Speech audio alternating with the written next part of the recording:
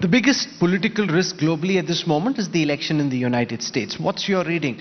All the data trackers that we're seeing here seem to suggest that Donald Trump has a slender edge over Joe Biden. Does it seem to you, probabilistically, that Trump's coming back? Yeah, but my level of confidence is near zero. I mean, first of all, the elections are 5 months away. I could tell you what's going to happen in Russian elections in 5 months, right? The United States is still a democracy. I mean, it's not a very well-run democracy. It's not a very representative democracy, but it is still a democracy. So I don't know. These men are very old.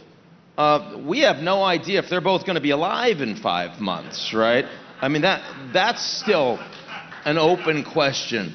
First applause line for the crowd here. Very interesting. The Indians are clearly rooting for something major to happen in the United States. I'll tell you, we don't know. We don't know. But what we do know is that this election matters a lot. And it matters a lot for the future of U.S. democracy.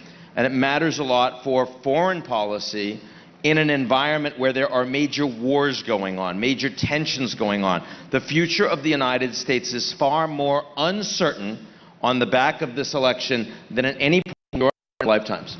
Is that because your heart is speaking over your mind? Because if you look dispassionately just at the polling data and the average poll of polls of all data, statistically it seems Donald Trump has the edge, which would suggest that he should win. Yeah, 60-40. Yeah. But it's 5 months away.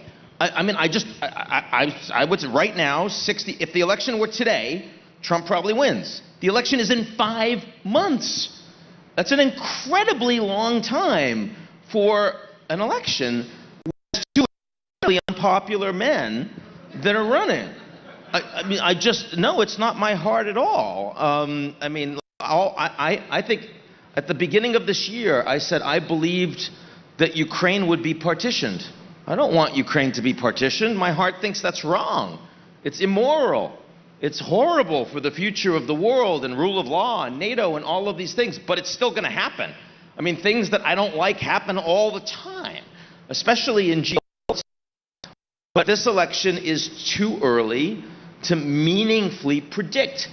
It is not too early to meaningfully talk about the implications. So let's do that. What does Trump 2.0 at the White House look like for the US and particularly from India's lens? What does it mean for India? So let's start globally.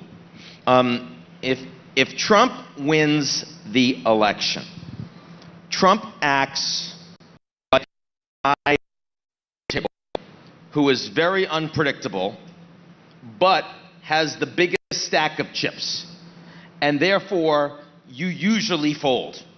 Even if what he's doing seems stupid. You just don't want to lose all your chips on that one hand. And so, you know, when Trump goes over in Mexico, you don't improve the border situation, I'm going to tariff you until your economy is destroyed. The Mexican government, and I don't care if they like him or not, they say, okay, they fold, right?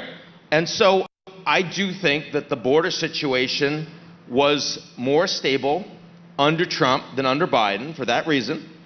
And if Trump wins again, the border situation with Mexico will be more stable.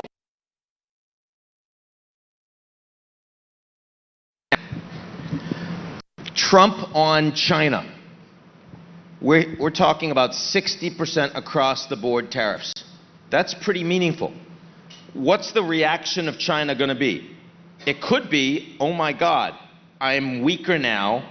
I can't afford this. I need to give this guy a win. I need to sit down, and he's going to look like a genius, but I need to find a way to stabilize this. They might do that.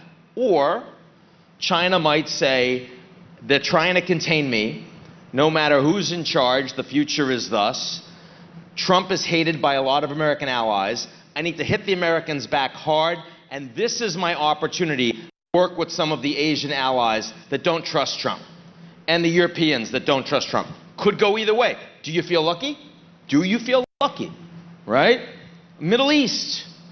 I mean, Trump was the guy that did the Abraham Accords. Trump was the guy that went to Saudi Arabia on his first trip.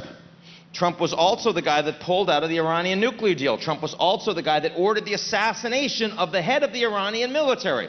So Trump comes in much more likely to tell the Israelis, this is the deal. and you accept the Saudi normalization, or that's it, I'm cutting you off. More likely. Also much more likely to get into a major war with Iran that leads to massive crisis in the region. Do you feel lucky? Trump on Russia-Ukraine.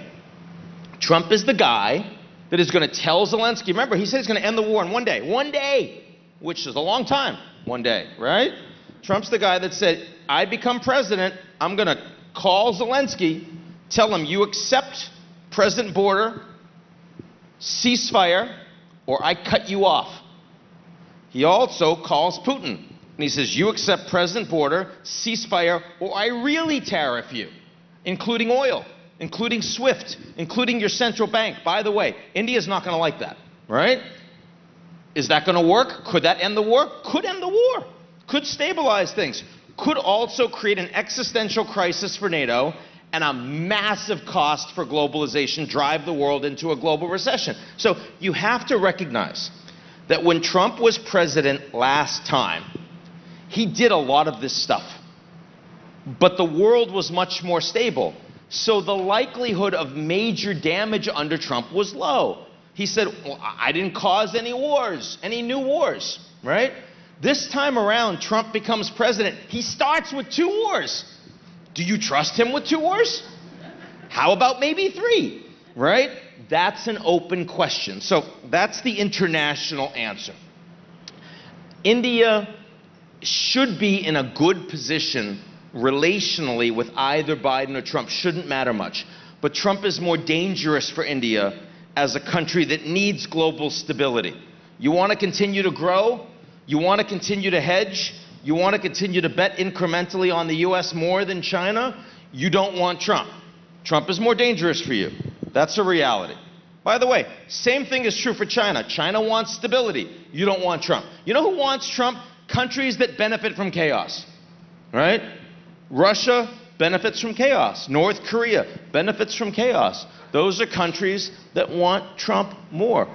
That should give India some pause. Should make India worry, the people that are betting that. Now, domestically, you read the media in the United States, they make you think if Trump wins, it's all over. He's going to have crazy idiots around him. Not true. Trump controls the Republican Party. Not Mitt Romney, not Liz Cheney, but pretty much every other Republican supports Trump, wants to be his vice president, wants to be in his cabinet. So his top cabinet officials will be adults, they will be intelligent, they will be reasonably stable.